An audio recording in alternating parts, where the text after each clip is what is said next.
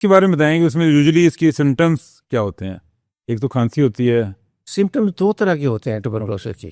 اگر ایک عام آدمی کو کھانسی لگی ہے تو کیا اس کو ٹی بی ہو گئی ہے؟ ہاں نہیں، دو طرح کے ہوتے ہیں.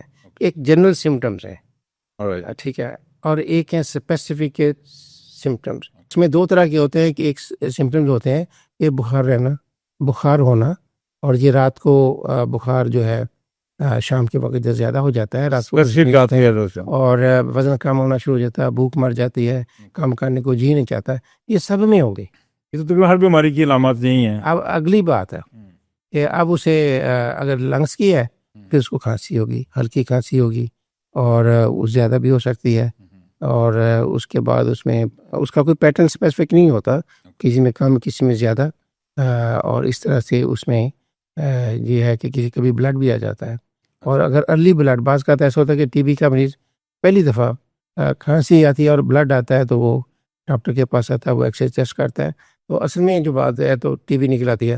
ایک اور بات جو ہے جو بہت کم جس کا ذکر کیا جاتا ہے وہ یہ ہے کہ ٹی بی بندے میں ہو سکتی ہے کسی میں بھی، اور لیکن اس کو سمپٹمز نہ ہو، اے سمپٹومیٹک.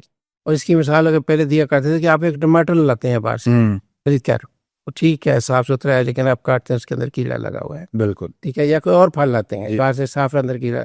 تو سملرلی ٹوبرکلوسس جو ہے تو may present at that but not always, but at times. آپ مجھے پوچھیں گے ایسے کیس دیکھے ہیں، بہت دیکھے ہیں.